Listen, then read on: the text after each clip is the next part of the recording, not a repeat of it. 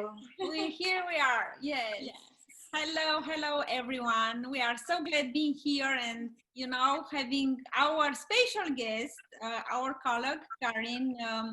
She's a lawyer and we are so glad to be here. I'm Andrea Sherban. I'm Alina Sherban, and I'm so glad seeing you for the first time, Karin. I know you guys met together before, and I'm happy meeting you now. Nice to see you. So, Karin,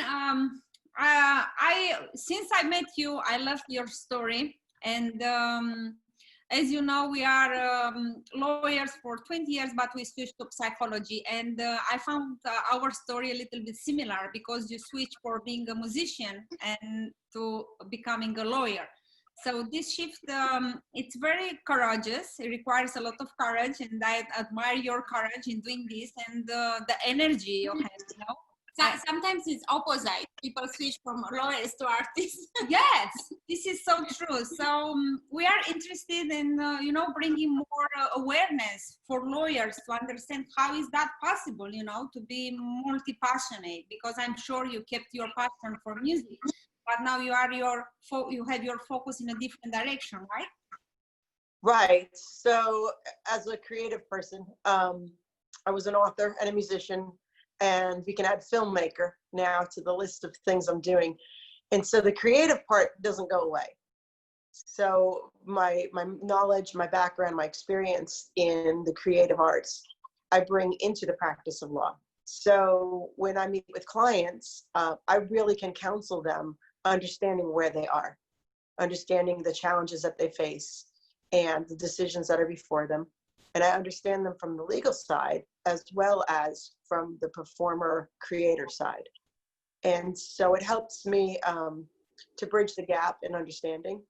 Oftentimes, I think creative people will run into some walls when they're talking to legal professionals because they haven't been on the other side of the equation. And so understanding what is important to a performer, what's important to an author, a filmmaker, I can lend a different perspective. And I've found that my clients love it. And so I think it helps us have a better rapport and a better relationship. And at the end, it helps us get to the goal that they desire most. And that's been I found that very beneficial. So interesting. So you took your creativity because being a lawyer, lawyers, they use a lot of a left brain, like very rational and very focused, but the creative brain, you brought this in the profession, and this is so interesting, right? To make this balance between left and right brain, and to increase the creativity, because we are asked, in the law profession, you have to be very creative and find a solution, right? And creating right. connection. Yeah, I'm curious, what was the momentum that makes you decide to become a lawyer? I had been managing an artist. I've been managing 3 artists and doing a lot of administrative work regarding their management, reviewing contracts and negotiating performances. And at one point, somebody thought I was an attorney. And I thought, maybe I should reconsider what I'm doing here. And so I had wanted to be a lawyer when I was younger and put that on hold. I'd wanted to pursue law from a different perspective, more on the in criminal and on the DA side. And my life just went in a different direction. And so wound up pursuing creative arts instead. And I thought about it. So, I've always wanted to go to law school, and maybe this is a good time to see if that's really something that fits well. And I am exactly split right and left brain. So I'm one of those very odd people. My math and my English scores were split evenly. And sometimes it's a little battle between which side of the brain wins, the creative or the more disciplined. Some days I can take off and I play all day, and other days I work all day. So we try to find a happy balance in there, but that helps. It helps to be able to shift between right and left brain. And so rather than letting that become an obstacle, I found a way that it works in what I do for a living. Yeah, it's very. So you feel in your experience, you feel that momentum when you are too much in the left brain, and you kind of have the tools to go to the left brain and to the right brain, and to make this balance, because you have the tools, you have the music, you have the connection, and this helping, right? It's helping you. It is, and interestingly enough, I just had this conversation recently. If I spend too much time neglecting the creative side, it's almost as if I need to, like, it just keeps calling me back, and I get very unhappy, and I go, okay, I need to spend some time now pursuing the things that are creative. And you do bring a creative element into the practice of law. It's not to say that there aren't creative solutions, but I tend to really enjoy diving into the production of creative pursuits.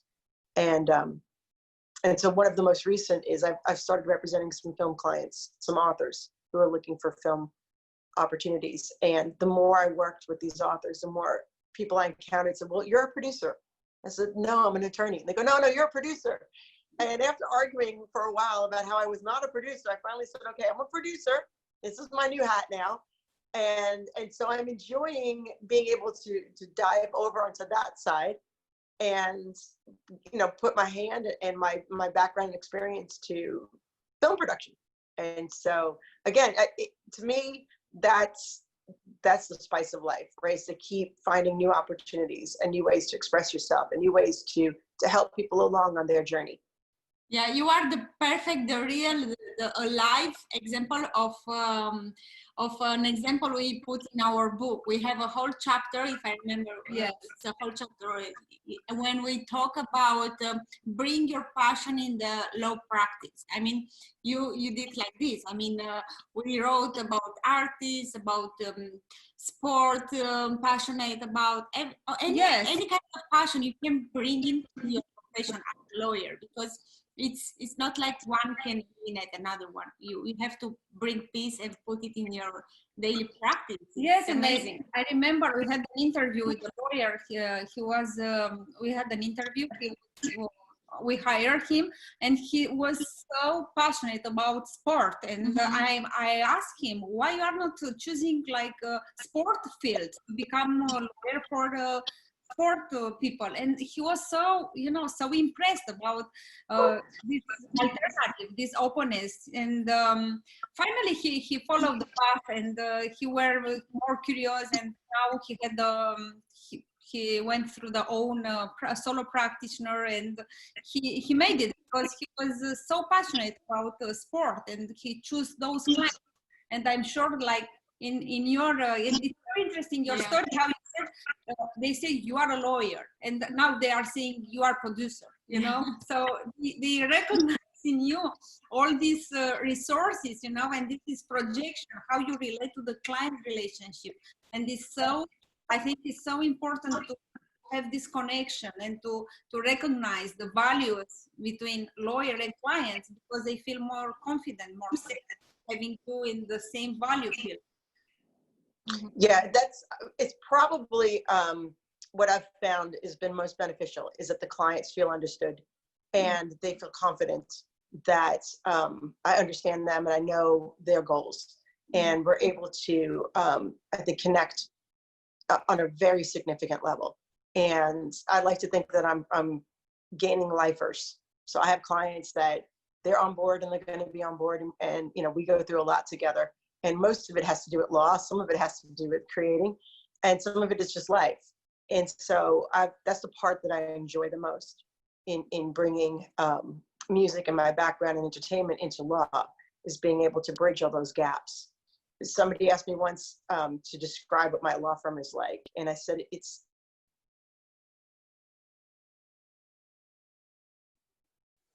prison. Hello. It's a film about a racehorse, but it's also about the trainer. It's also about the owner. It's about the jockey, and all of them are recreating themselves, and they're finding that heart to keep going, to keep pushing through it when they hit an obstacle, to overcome the obstacle and to pursue what I'd like to think is the American dream. right? And the American dream, broadly speaking, is just pursuing the thing that is in your heart to pursue and having the opportunity to do that. And when that's no longer viable, being able to shift and find something else. And that to me is the beauty of being an American. And so this is like I feel like I'm on a political platform here, but this is what I love about being in this country. It's what I love. The best part of America is being able to pursue anything that's not illegal, that's in your heart to pursue. And so I've found that my practice, I work with small businesses and entertainers and entrepreneurs, and I do intellectual property and entertainment law mostly. And from that perspective, I'm able to come alongside people who are the dream pursuers. And so I like to think of it as being able to pursue the dream and then catch it. And then what do you do when you catch it? How do you administrate it? How do you move forward? How do you expand it? And at some point, how do you sell it, right? So it's all of what makes, to me, it's what makes America go round, is that everything started as a small business at one point, and that small business succeeded and became a much larger business, or another big business came and bottom up. But either way, there was somebody sat at the table one day and had a dream and had the courage to go and pursue that dream. And so whether it's creative arts or industry or technology, it really doesn't matter what the actual form of it is. What's important is that the same dream is a thread that runs through it. It's the desire to do something, and then the courage and the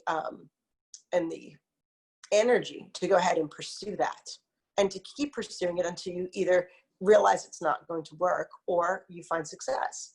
And once you realize it's not going to work, usually those people will pick themselves back up and they'll find something else that will. And so I like to think that was my little role as a law firm, is to come alongside those kinds of people and say, I understand you because I am you. I've been an entrepreneur. I've been a creative person. I've written books. I've written music. I've thrown myself out there. I have failed and I've gotten back up and I've succeeded. And the whole thing is a process, and it's an expression of who we are. So at the end of the day, it doesn't really matter how many times you failed and had to reinvent yourself. What really matters is that you keep getting back up, and you keep trying to find that place where the parts are going to fit right. Yeah, this is the real mindset for an achiever who want to achieve a goal. I'm curious, what are your challenges in this profession? Do you have any challenges? Do I have any challenges? Yeah. Well, let me think. Yeah, I have quite a few. One of the things that's been very challenging recently with the COVID-19 pandemic is most of my clients are small businesses and entertainers. And with live performances being shut down, we've had quite a few entertainers that are not working. And so that trickles back to the attorney. So the first one, I don't know if I was the first one to get cut, but I've certainly, many of my monthly retainers were cut because they're just, my clients are just not bringing in the income that they were previously. And that's a challenge. And so trying to find a place where other parts of what I do can fill in those gaps for me, to keep the lights on, so to speak. That's part of it. And again, sometimes working with creative people can be challenging because it's not always a steady, straight path. The path gets, there are lots of turns and detours. And again, that affects revenue. And so times are great, revenue's flowing, they love me. Times are hard, they still love me. But, we all tighten the belt a little bit and go back to eating beanie weenie and peanut butter sandwiches. And that's, that's the challenge. And I think the challenge is understanding that it's a cycle, and we're not going to be in this down position forever. And so there'll be a time where we do recover, and being able to look forward to the recovery time with a sense of hope and expectation, and not get stuck, in the down season is really important, because I think that our energy as attorneys certainly can affect our clients. And to be able to say, I know where you are right now, and I'm there with you. I applied for my PPP. I get it. Yes. But I'm a small business owner, right? I get it. I'm here with you, and I'm feeling it. But we're going to do what we have to do. And if we have to go wait tables for a little while, or we have to go mow lawns, or we need to figure out something else in the meantime, I mean, I might find myself on a ranch someplace rustling cattle, but whatever I need to do in the meantime, I'm going to do, because I know that it'll sustain me and we'll get to a better place. Yes, and this is what you said exactly. In this challenging period and the breaking through the period, I think the fact that you are connected with this big dream, like you said, the American dream, the energy, you got it. And don't forget to have this connection. Even here, it's a struggle. Being connected here with the dream, you just know that it's a temporary. The mindset, it's temporary and it's a part of the path. And another thing, as you said, and it's so important to create this strength inside and this connection within you. And after you are there for your client, because being empathic and being there with the clients, emphasizing, okay, I'm here for you, as you said, I'm here for you, I'm with you. This makes a client feeling him like, okay, I have somebody on my side. We are on the same boat. But in the meantime, you have to put your boundaries, not going through, because the relationship is so important to have these boundaries. I'm here with you, but here is my position. Not forget the relationship. I'll share something. Clients, they are jumping they try to force the things, and especially in the field you are working on. Interestingly enough, I had 2 clients that and it's boundaries is interesting, because coming from the entertainment industry, in my world, especially in songwriting, it's very familial, right? So we are a family, we are a community. And the boundaries are not what you'd find in many professional circles. As musicians, you have times where you'll have events and you'll all crowd into the same little quarters and you'll spend the night with 6 people in the room. And so it's a little bit different than some of the other industries. And I think that has transferred into the practice of law. And so my clients do become my friends. And we do form a bond that's a little bit stronger than I think in other areas of law. And I found that 2 of my clients I had done some work for. One of them I had done a while ago, and the other one I had a crisis during the COVID. And I said, look, I know where you're at right now. I know this is difficult. So why don't we do this? I will get you out of this mess, and I'll keep track of my time, and I'll invoice you, but we're going to defer that invoice. And so when you're ready to pay that, you pay that. And if the end of the year comes and you can't get to it, then we'll deal with that at that point. And we'll do whatever we need to do, because I understand the situation you're in. You can't pay me with funds you don't have, but you need to get out of this mess now. Mm-hmm. And so I stepped forward, in sincerity and in faith to do that. I really didn't expect that the funds would be there to pay me. I was expecting, honestly, to be able to write that off and go, you know what, there's probably going to be an uncollectible debt, and that's sometimes par for the course. And that client called me back about a month later and said, hey, by the way, you owe me an invoice and you haven't sent that invoice yet. And I said, sure, I'll send it. Again, thinking that they probably just want that to keep, in their records.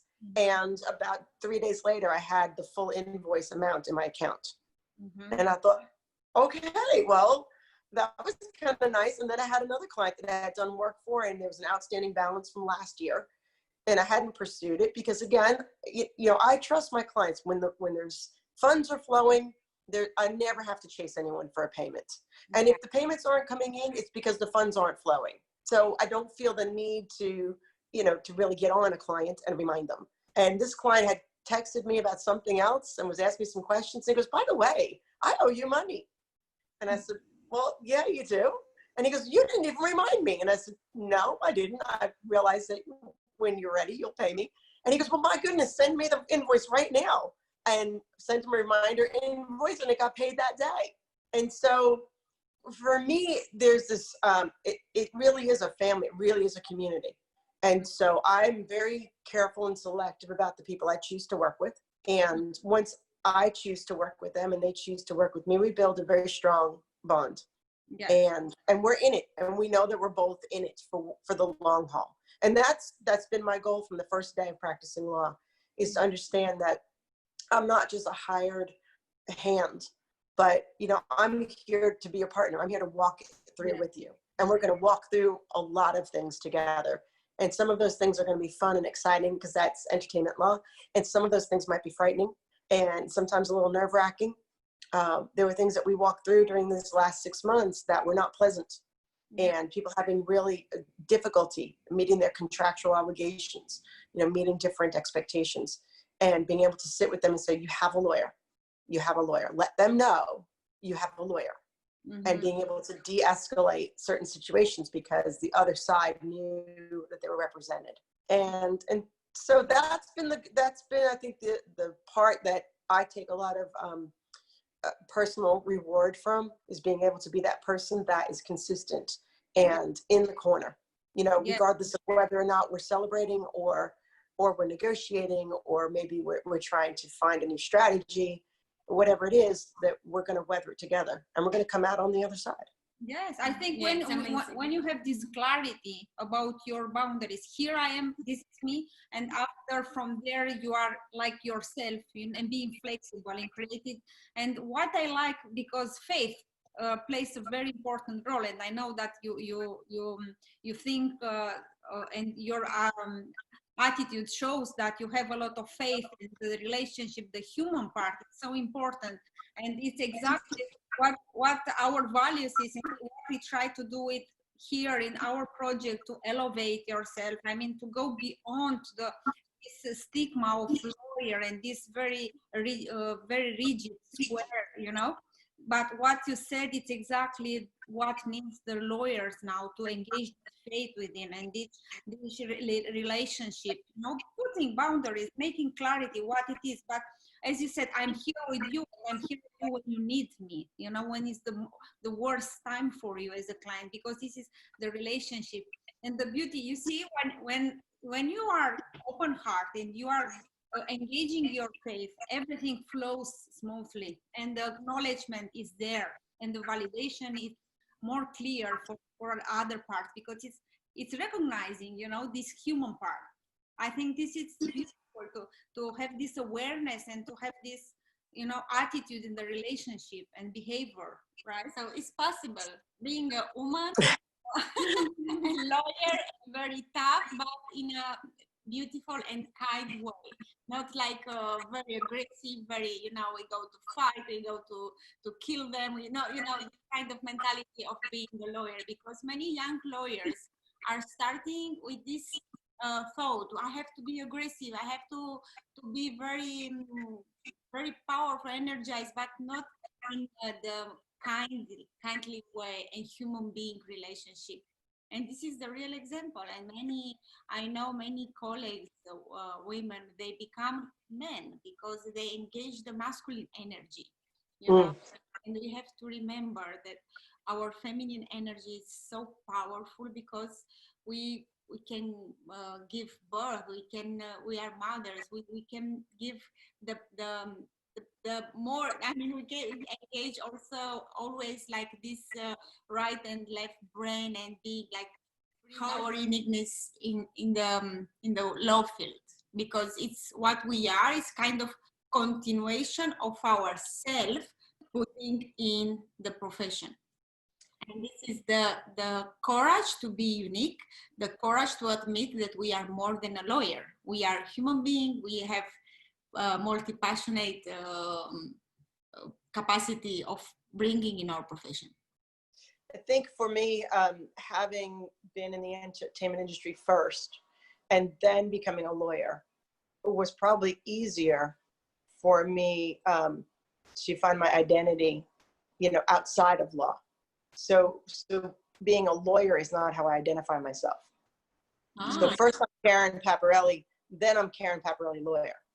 And so, because I was already mature when I became a lawyer. Yes. So it's almost as if I've taken the skills and experiences that I obtained before law, and now I add law to that, rather than the other way around. And so it does make me a little unusual, I think, compared to some of my colleagues. Not necessarily a negative. It just is it's a different process. So I understood business. I understood negotiations from the street side before I did from the legal side. And so it's just a different observation, a different evaluation. I bring with it a different perspective. And I think it's interesting what you said about faith. I mean, faith is faith in people, faith in circumstances, faith in our ability to rise up and overcome. Again, Seabiscuit, I should get royalties for every time I recommend Seabiscuit, but I don't, because I didn't write it. But I think that recognizing that we can overcome. People are so resilient. You know, we have it within us to be resilient. And as psychologists, you'll understand this, the hardest thing to overcome is our own mental handicap. You know, we put the limitations on ourselves. We put the obstacles, we make them bigger than they are or smaller than they are, depending on how we think about things. And so the battle truly is won and lost in our minds long before we ever take it outside to the street. And so for me personally, that comes from my place of faith, which is my faith in God. And I bring that, again, maybe this is not the way it's done in most law firms, or maybe it's the way it's not done in any law firm, but my relationship with Jesus comes first. And then out of that place, I'm able to practice law. So I bring me into the practice of law, and all of me, not just the parts that are legal, but you know, the parts that include my faith, the parts that include my entertainment background and my creativity and you know, my family orientation, my community building and my networking. All of that is what I bring into the practice of law. And so I'm quite open about it, and I'm open about it from the beginning. I'll take clients from any background, but you will hear me praising Jesus. And you will hear me say, do we need to pray? And I can't tell you how many times I have been on the phone with a client who's in a crisis, and they go, can we please pray? And I go, yeah, let's pray right now. And we will pray on the phone and lay down whatever that is at the Lord's feet and say, I'm going to do the best I can with what he's given me, but we're going to give this over to him and see what comes next. And there have been times that we've prayed that and then been able to walk away from a lawsuit, been able to come up with a new strategy, open different doors. It's been really interesting. So whether or not, you know, that's typical protocol in law firms, I can't say, but I know that there's no way for me to separate the two. Yeah. That this is who I am, and I'm going to bring who I am into everything that I do. Yes. And not to necessarily make converts, but I'm going to be who I am. And if who I am is attractive to you, well, then sure, let's talk about what that looks like in your life. I'm sure you attract the client in the same energy, because we attract what we are. It's usually like this, and it's amazing. We can serve without the power of God, the power of Jesus. It's like God, please help me and work through me for this client.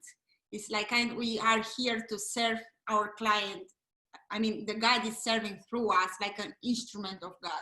It's amazing. I think this makes the difference. And you were talking about the resilience and the power going through, and you were talking about how to break through. But when you have this connection, as you said, with God, there it's unlimited source. And with any struggle you have, and I like the thing, our mind put our limitation, even you see bigger or smaller the obstacles, because sometimes people, they don't see the reality, and they don't want to face the obstacles. So this is very dangerous, because you are not in touch with the reality, so you can't find the solution. You can find the way of from inside going through and facing, and with the power of love and God and Jesus, you go through this obstacle, because it's faith. It's the power of faith. So I think this is the most important connection in the most difficult part. There you go, and there is going and to recharging and serving, to be there for somebody, and really creating the authentic part. And I appreciate so much. I think this is so important, to be yourself in the relationship, because I noticed lawyers, we have in our profession, the profession of power, and we feel like we gain the power because I have the power. You know, we have the law. I represent the law, and we have the power. And in that moment, I notice lawyers, they are very arrogant, you know, and I've been there. I mean, I feel that I have the power, you know. And ego. yes, the ego is so big, and you forgot about Yeah. connection. And when you go to the connection back, you say, no, I'm just, as Alina said, I'm here to serve. And immediately you shift the perception, and immediately the energy is changing. Right. I found there's a difference between knowledge and wisdom, right? We gained a lot of legal knowledge going through law school and taking various bar exams and practicing law. And we take that knowledge, and that knowledge is very helpful, and it gives us a foundation. But without wisdom, we don't know how to apply the information we've received. And wisdom that is truly able to help people get from A to B is from the Lord. My quest is to find God's solution. And when I find God's solution, I can bring that back to my client and say, this is what I think is the best course. And then let's talk about whether this course is what you want. And so we can still talk about whether or not that works for them. But I'm going to go to the source of all wisdom first, because there is a limit to what I know. And there is a limit to how that's applied. And I recognize that. And so I know enough to know where to go, to find the best solution. And that's what we do for a living. Sometimes I like entertainment law because it's not always problem solving. A lot of what I do is help negotiate the best deal for a client, right? So a licensing deal, or a recording deal, or a publishing deal. And so oftentimes what I'm doing is just trying to find, something that is a win-win. So it's a little bit of sales, right? You're trying to find that win-win situation. And I love that part of what I do. The dispute resolution I take that as part of the territory that's included in being an attorney. There are disputes that arise, and I do the best I can to walk my clients through those disputes as quickly as possible and as efficiently as possible. Because again, I feel like their goal in life is to pursue their ambitions, run their business, chase their dreams. And it's not to have to raise up a sword and fight simultaneously. And so if we can, raise that sword and put it down just as quickly and get on to the business of business, that's usually what we wind up doing when there's disputes. So for me personally, I get a lot of satisfaction in being able to handle the clients that are in the stages of their careers where we're looking for the best possible opportunities and the best possible deals, and hopefully not having to do too many dispute resolutions. Yeah, this is the best to prevention. I mean, you go more to the preventive part instead of litigation. I love this. Like going to a doctor, and they don't go to cure the disease. They go, this is right. this I had a few years ago, I had a little radio show called Keep It Legal. And the idea of it was these little scenarios of situations where, rather than going to an attorney first, the individual went and figured it out themselves. They Googled it or whatever they did. And then they were in a big mess. And so the idea of it was a little public service radio show. And the idea of it was, if you would go see a lawyer first, maybe spend $1,500, now you don't find yourself in a $40,000 litigation. And so it was that little bit of preventative, right? So if we can use the preventative on the front, then we don't necessarily get to the dispute on the back. Now, sometimes a dispute arises and there's nothing you could have done to prevent it. But oftentimes the dispute arises because there wasn't an attorney helping you sort it out in the beginning. Yeah, most about this, because people are not prepared. People are going and they sign the contract without having a lawyer in the situation. The knowledge about how is the better. So it's better setup. Yeah, to cure, and first of all, to cure your mindset, and to be very to be aware about the connection with your lawyer and the connection with together with the two human beings in the situation. I mean, I think in the relationship with the lawyers industry and goal, you have to marry the lawyer goal and to be one with their goal and with their dream, and to see how to figure out how is the best approach through the path of achieving this goal. So this, it requires to be before, to have this relationship and to plan together, because in any business, it's the legal part. So I think this requires a little bit of education for clients, and sometimes the clients, they don't have this education. And perhaps the world is changing and lawyers are different kind of, you know, the, the stigma of lawyers, it's different, and the relationship with clients, lawyers is changing in the future. This is, I think this is like to educate. It's important to educate clients. Yes.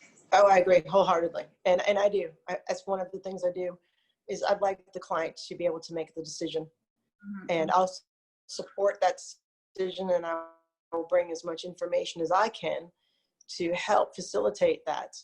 But I am much more comfortable when the client has been given whatever they need to be able to make an educated decision regarding their circumstance.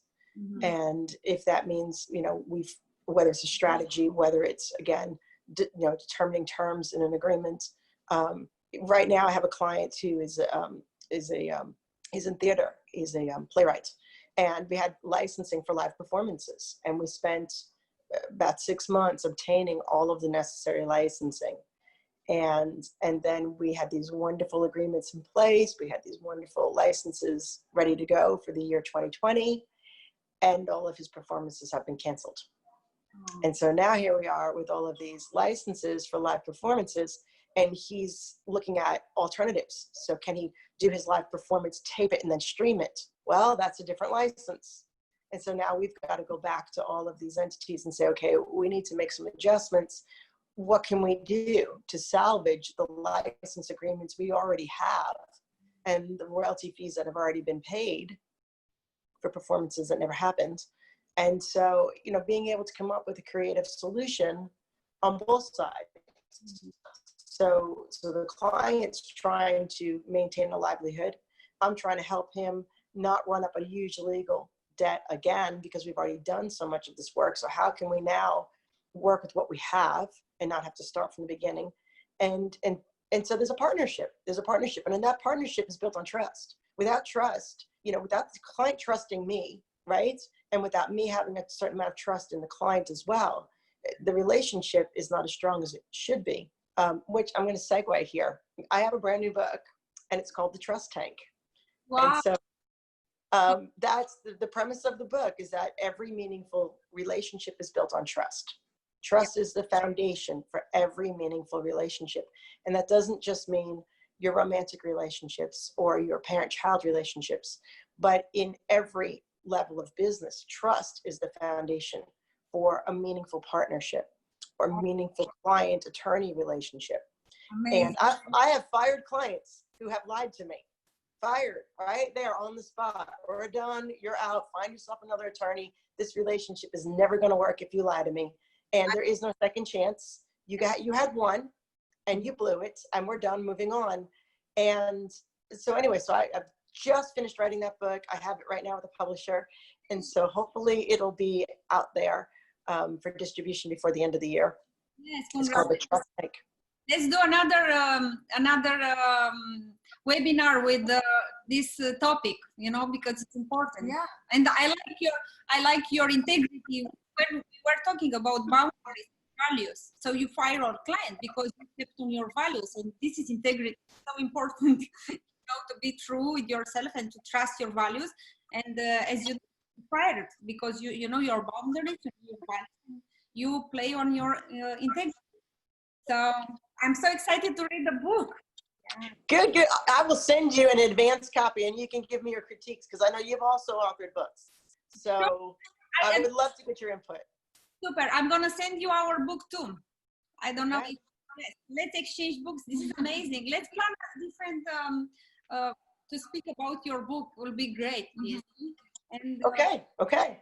Absolutely. It was so inspiring. It's so Yes. nice to talk to you.